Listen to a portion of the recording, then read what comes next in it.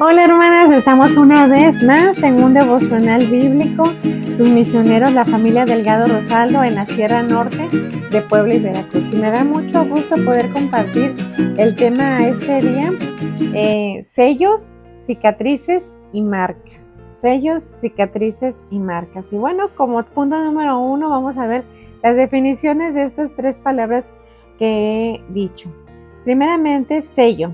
Sello es un utensilio o símbolo que da autorización, autenticidad y validez a un documento que sirve como marca distintiva. Sabemos que, ¿verdad?, un documento puede tener todos los datos, pero si no tiene los sellos correspondientes, pues no tiene validez. Igual cuando nosotros compramos algún producto, siempre nos fijamos que tenga ese sello de auténtico, de válido, de genuino. Un sello es un objeto externo que se utilizaba para crear una impresión. Antiguamente los reyes utilizaban sellos, ¿verdad?, para hacer esa impresión. Ahora vamos a ver en inciso B, cicatrices. Cicatriz es una marca permanente. Hay algo alusión a veces a ciertas frases porque tenemos ahí que se nos quede. Es una marca permanente en la piel que resulta del proceso de una curación de una herida, como corte o raspón o quemadura.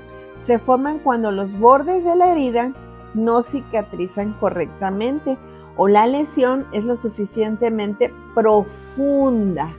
¿Cómo es? Profunda como para causar daño. Inciso C, ahora vamos a ver marcas. Es una marca, es una señal, una huella o algo que se marca, que puede ser identificador de algo o una señal física que no se borra. Parecieran que las 3 son iguales, pero son en diferentes situaciones, ¿verdad? Un sello es para que algo sea válido, auténtico. Una cicatriz es algo, sí, permanente, pero a causa de algo de algo que pasó dolor y de que no cicatrizó bien y que es profunda. Y en el caso de la marca, es una señal, una huella, algo que te identifica de un proceso o de algo que pasaste.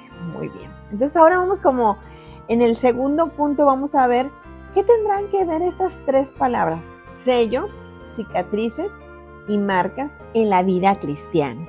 Sus efectos en la vida cristiana. En la vida cristiana nos dice la Biblia en Efesios 1:13.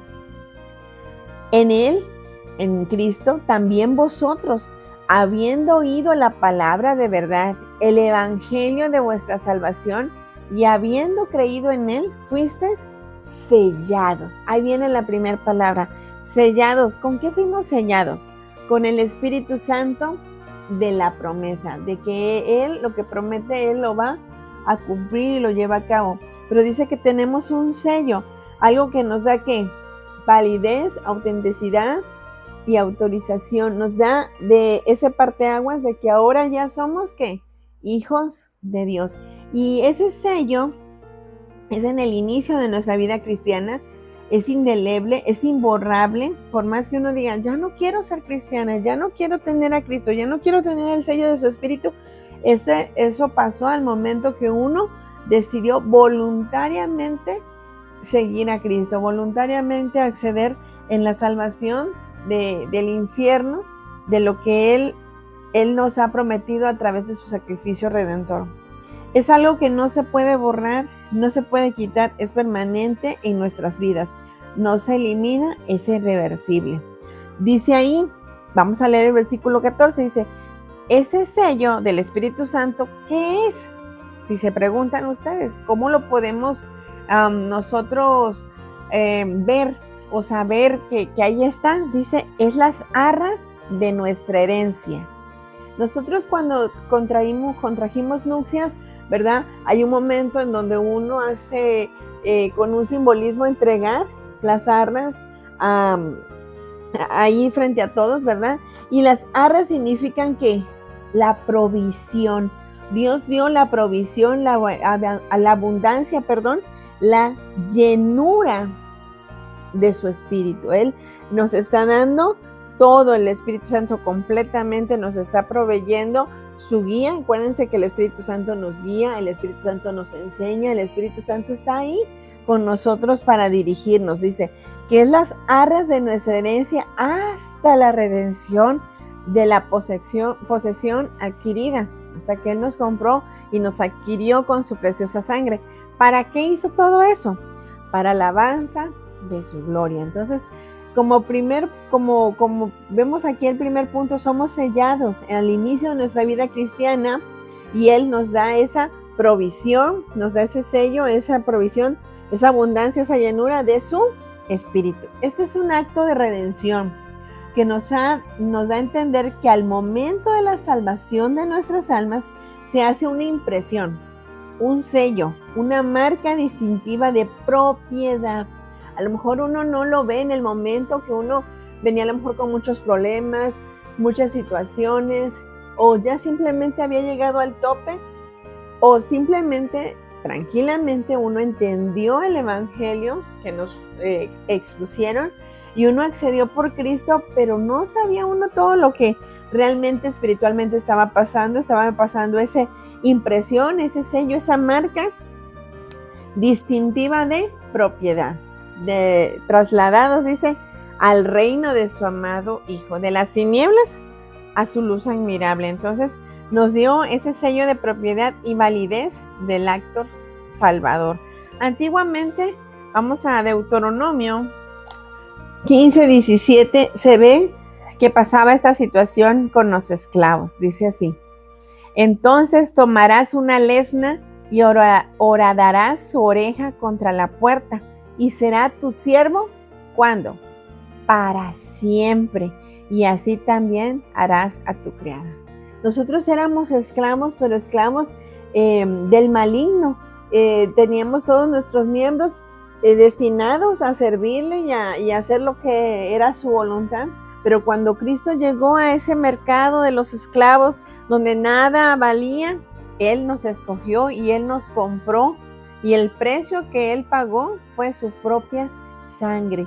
Y desde ahí nos tomó, y así como antiguamente los esclavos eran puestos contra la pared y era hecha ese sello en su oreja, así nosotros fuimos sellados, pero ¿qué? Con la provisión, con la abundancia de la vida eterna, con la presencia misma del Dios Santo en nuestras vidas. A veces decimos nada más así, ¡ay, el Espíritu Santo! Pero es el Espíritu de Dios Santo, Santo, Santo. Y a veces como que decimos, sí, el Espíritu Santo está en mí. Pero si realmente tomáramos conciencia, diríamos, el Espíritu Santo está en mí. Tengo que agradecer. Dice aquí que el siervo se quedaba y era propiedad de ese amo. Y igual cuando tenía familia,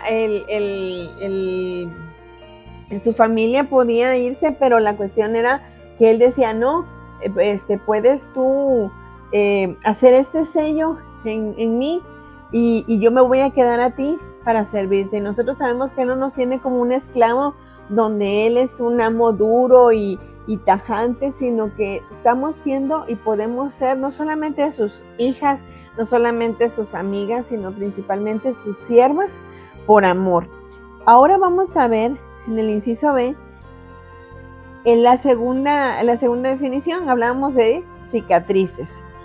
Ahora, ¿cuándo pasará el tiempo de las cicatrices? Es durante la vida cristiana. Al principio somos sellados por el Espíritu Santo de la promesa y después se forman, ¿qué? Cicatrices. Las cicatrices son nuestras maestras, son recuerdos vívidos de lecciones dolorosas. Y a lo mejor ustedes, algunos, conocen a mi esposo y han visto en alguna ocasión su mano. Él tiene una gran cicatriz en su mano que fue acerca de una lección dolorosa que tuvo que pasar. Pasaron circunstancias difíciles y así, pero él le quedó una cicatriz y cada vez que él la ve, recuerda eso que pasó, ese suceso. Es un recuerdo vívido de lecciones dolorosas. A menudo son feas, ¿verdad? Nadie enseña, ay, mira, tengo esta cicatriz en la cara, tengo esta cicatriz en el brazo. No, es algo que uno mejor no quiere que nadie lo vea. ¿verdad? A menudo son feas al verlas, pero fueron originadas por una experiencia con dolor y con frecuencia no se señalan a fin de que otros la vean. Nosotros a veces en la vida cristiana, esa hermana dice, el que piensa estar firme, mira que no caiga. Y durante el proceso, en la carrera de la vida cristiana, a veces llegamos a tener que pasar por lecciones dolorosas.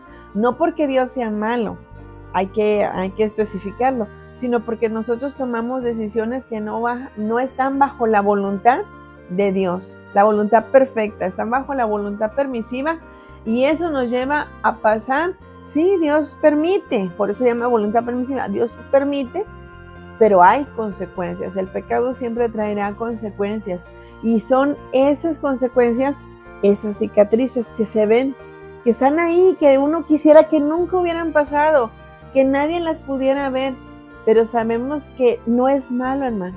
Esas cicatrices que nosotros podemos ver es porque nosotros en ese momento nos descarriamos, no tomamos en cuenta a Dios, como dice en su palabra, no lo consultamos, y entonces tomamos decisiones bajo nuestras opiniones, no bajo convicciones bíblicas, y entonces se vienen esas marcas, y con frecuencia no se señalan. Pero nosotros, hermana, estamos ahí, dice, dimos un tema anteriormente, que debemos ayudar al hermano débil, al hermano, aquel hermano que está fuerte en la palabra, no solamente debe de orar, sino también a veces señalarse aquellas cicatrices y decir, hermano, vas por este camino.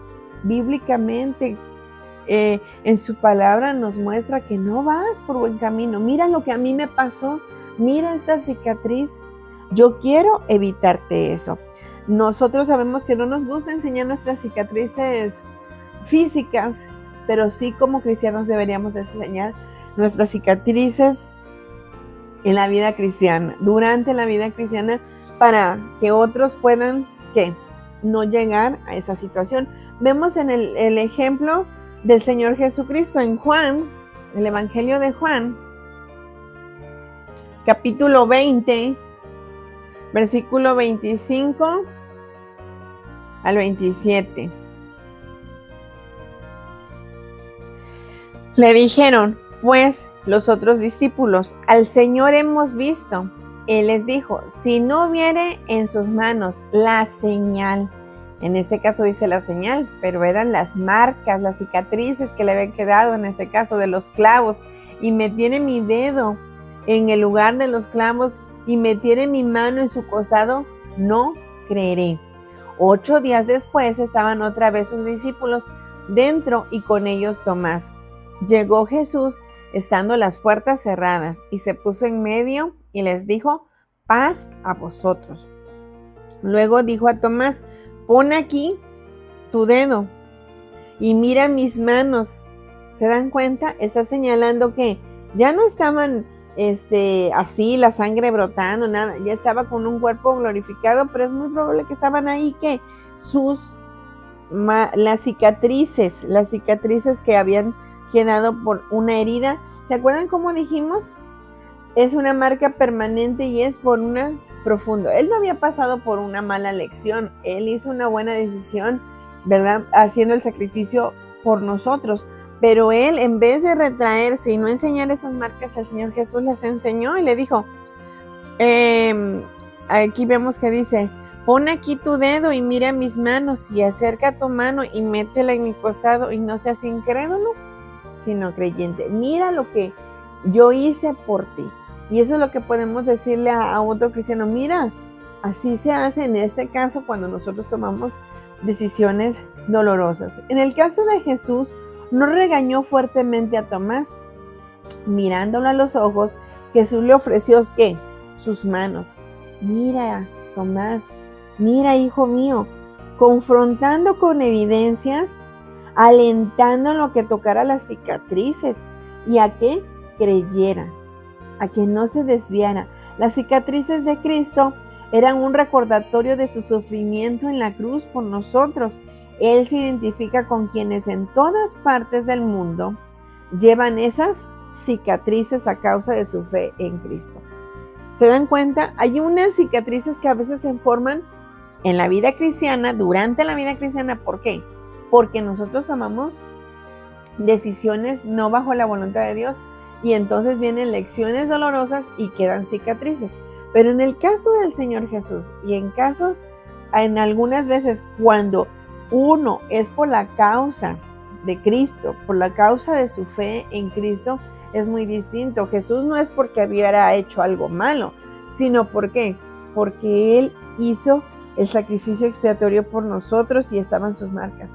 ¿Qué de aquellas personas que están entregadas al Evangelio, aquellos misioneros o de aquellas personas que sufrieron persecución en antaño o en nuestros días, que ni siquiera salen en las noticias porque están solamente callados por ciertos grupos o personas, pero no es ajeno saber que en algunos lugares están bajo persecución, están con que ellos, si creen en Cristo, queman sus hogares o queman los lugares, están con hambruna, ciertos lugares a donde los misioneros van. La persecución desempeña un papel importante en el maravilloso plan de Dios, de modo que el mundo entero escuche y responda al Evangelio. Esas marcas, esas cicatrices, no solamente físicas, sino espirituales, son por algo bueno, como en el caso del Señor.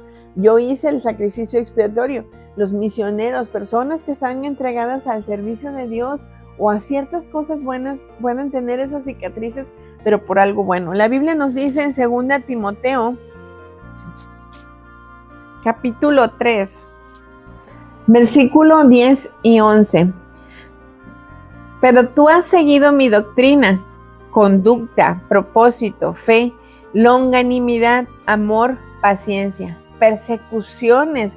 Habla el apóstol Pablo, le está escribiendo aquí a Timoteo, padecimientos como los que me sobrevinieron en Antioquía, en Iconio, en Listra, persecuciones, otra vez vuelve a decir, que he sufrido y de todas ellas me ha librado el Señor. ¿Se dan cuenta? Dice, sufrí persecuciones, soporté.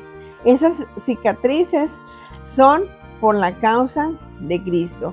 Pero vamos a ver, como inciso C, nuestras marcas. Ya vimos el sello, ya vimos las cicatrices. El sello es al inicio de la vida cristiana, las cicatrices son durante la vida cristiana. ¿Y cuándo serán aquellas marcas? Marcas es un recordatorio para su gloria. La Biblia nos dice en Levítico 19, 28. Y no haréis rasguños en vuestro cuerpo por un muerto, ni imprimiréis en vosotros señal alguna, yo Jehová. En las leyes para el pueblo de Israel estaba dicho que uno de los mandatos era no imprimir alguna señal, nada más por imprimir el cuerpo, por hacer alguna cuestión, ¿verdad? Y a veces muchas personas vemos en nuestros tiempos que hacen algún tipo de impresión que ya queda permanente. Lo vemos que las marcas es una señal, una huella, algo que identifica, es una señal que ya no se borra, ¿verdad? A veces unos se graban fechas, se graban nombres, se graban cierto dibujo que para ellos se identifica algo importante en sus vidas. Pero en la vida cristiana, ¿cuántas son esas marcas? Esas marcas son un recordatorio, pero no para nosotros, para su gloria. Es durante, pero ya rumbo a la meta, con un enfoque. ¿Y cómo llegarán esas marcas a nuestra vida? Las marcas son algo permanente, es algo, más bien dicho, que no está tan aislado, puede ser algo continuo, porque casi siempre vienen a través del dolor. El dolor es antes de llegar a esa impresión de una marca, es solamente un recordatorio. Primero viene el dolor cuando te están haciendo esa impresión y ya después ya queda la marca. El dolor muchas veces juega un papel importante en el plan de Dios. A lo mejor, señora hermana, ¿qué está diciendo? Usted va bien, va rápido y va emocionada y va enseñándonos la palabra de Dios. Pero ¿cómo que el dolor es algo importante Es algo en el plan de Dios para mí, exacto. ¿Por qué? Porque no hay otra experiencia igual en su habilidad de dominar y enfocar nuestra atención.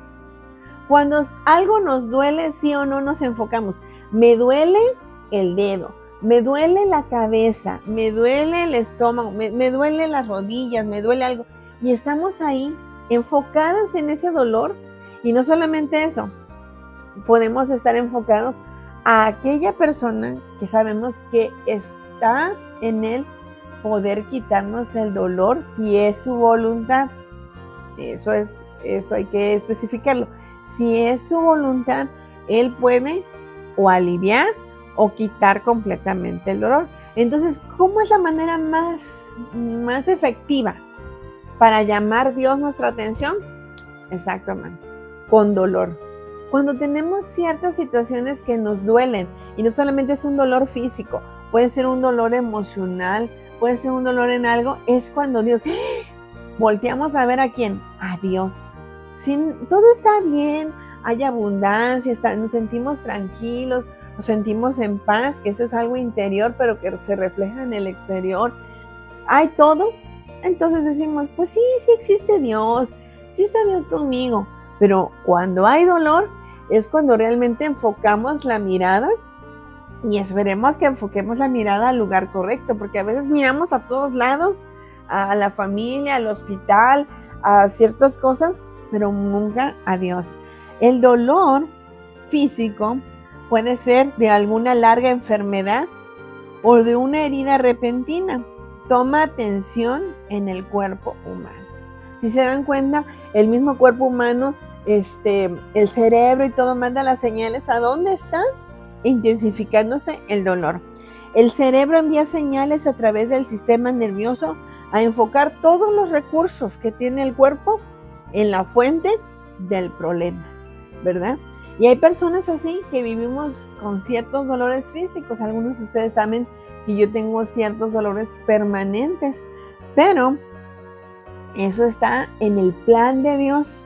¿Para qué? Para que uno no quite el enfoque de donde debe de estar diariamente. En mi caso es diario porque es una enfermedad ya permanente. Bueno, también puede ser un dolor emocional. Es difícil pasar por alto la angustia de perder tal vez a un ser querido, circunstancias crueles como un cáncer o algo, etcétera, persecuciones, la injusticia abrumadora de vivir en esa sociedad que parece que vamos en contracorriente, y muchas cosas más que pueden aquejarse en nuestras vidas y que nos propician dolor. La Biblia nos dice en Primera de Pedro 4:16. Primera de Pedro 4:16. Pero si alguno padece como cristiano. No dice padecer por padecer. Ay, es que yo padezco esto. Pero nuestras decisiones o nuestras acciones no están bajo lo que Dios quiere. Dice aquí, pero si alguno padece como cristiano, bajo lo que Dios quiere, bajo sus mandatos, dice, no se avergüence. Ay, es que yo siempre estoy padeciendo, es que yo tengo este dolor, yo tengo este pesar. No nos debemos de avergonzar. Dios nos está llamando nuestra atención. Dios quiere trabajar con nosotros. Dios quiere pulirnos, a veces podarnos, a veces limpiarnos, a veces hacer muchas cosas a través de ¿qué? Del dolor. Entonces dice, no se avergüence, sino que glorifique a Dios por ellos. Hay muchos cristianos que a veces nos congregamos y platicamos entre tiempo o al final y dice ese cristiano, no, pues yo estoy muy bien, mucha abundancia, todo muy bien, repartí algunos tratados de la palabra de Dios, todo el mundo me escuchó, todo perfecto, mi familia muy bien. Pero a veces cuando a esas personas le va muy bien, no estoy diciendo que Dios no está bendiciendo. Dios puede bendecir nuestras vidas, pero Dios también trata con nosotros de que no todo el tiempo esté en nuestra vida pianito, las olas calmadas, sino cuando se encrespan las olas, es que Dios también quiere ver qué es realmente, no solamente lo que hemos aprendido, o lo que hemos visto, lo que hemos oído, sino de qué realmente convicciones están en nuestras vidas. Entonces, tenemos dos opciones para lidiar con cualquier situación que nos lleve al dolor. Una es darnos por vencidos. No, pues yo no puedo, me duele mucho, ¿por qué paso estas situaciones? Si soy cristiana, si estoy en Dios, ¿por qué? ¿Por qué? ¿Por qué? Y muchas veces quedamos así. Entonces, la segunda cosa que podemos hacer es, podemos crecer espiritualmente, porque hay ciertas cosas que vamos avanzando en la vida cristiana, pero acuérdense que esta ya es rumbo a la meta. Para ya llegar a la meta, en ese tiempo podemos crecer. El texto decía, glorifique a Dios. Ese es el mandato, que glorifiquemos a Dios a través de nuestras circunstancias, aunque son dolorosas, aunque son unas marcas, un recordatorio, lo debemos recordar que es para su gloria. El texto dice, glorifique a Dios. Los que experimentan dolor pueden ser ministros singulares de la gracia de Dios. Ay, a lo mejor va a decir, no, hermana, pues yo mejor me quedo así. Y pues bueno, esa es su decisión, porque siempre las personas vamos a pasar diferentes clases de dolores. Como lo hemos dicho, un dolor físico, un dolor espiritual, emocional, no sé, muchas situaciones, ¿verdad? Y que nos van a generar un dolor, un pesar, una tristeza o ciertas circunstancias que nos pueden desequilibrar. Pero nosotros debemos de tener siempre en cuenta que cuando estamos experimentando un dolor de X índole, es que Dios me está eligiendo a mí para ser un ministro, una servidora de Él, en este caso de las mujeres, una servidora singular, no a toda la congregación, no a toda la clase de damas, no a todos, sino a todos en la familia.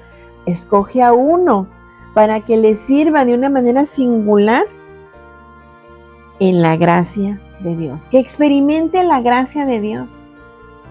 Y hermanas, a lo mejor uno dice, ay no, pues mejor así, pero imagínense, hermana, a veces uno nomás lee ciertos pasajes de la fe, de la oración, pero experimentar su gracia es suficiente para cualquier cosa, pero no la vamos a experimentar si todo está perfecto, a menos, bueno, así decimos nosotros, perfecto, pero realmente perfecto solamente podremos estar en el cielo con Él.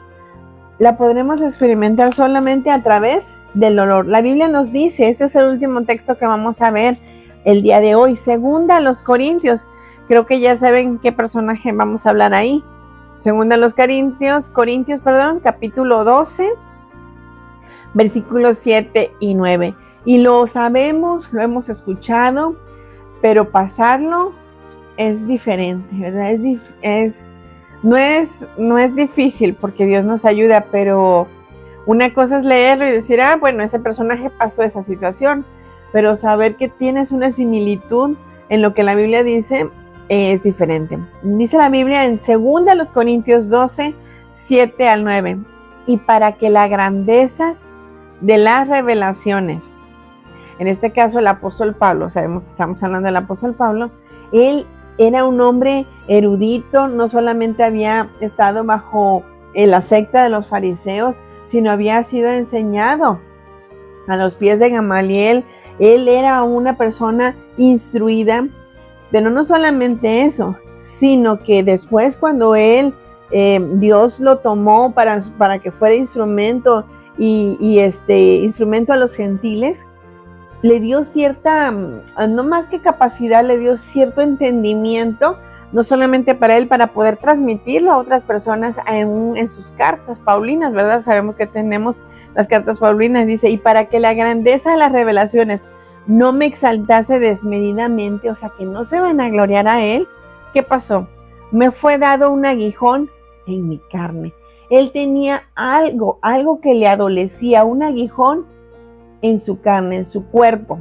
Entonces vemos así, ¿qué era eso? Dice, era un mensajero de Satanás, no era un fantasma, ¿verdad? Que estuviera ahí, Pablo, no, era algo que le adolecía y no necesariamente podría ser físicamente. Muchas veces dice que le dolía las iglesias, le dolía ciertas situaciones que pasaban entre las mismas iglesias, ¿verdad? Enemistades, divisiones, pero también algo físico. Dice aquí que fue en su carne, fue en él, un mensajero de Satanás que me abofeté, que lo humillara, que lo pusiera en la posición de que, como en el caso de Job, recordar que él solamente era polvo, que somos gusano, porque muchas veces decimos, es que yo hice para la gloria de Dios, pero ya ahí lleva un tinte muchas veces de ¿qué?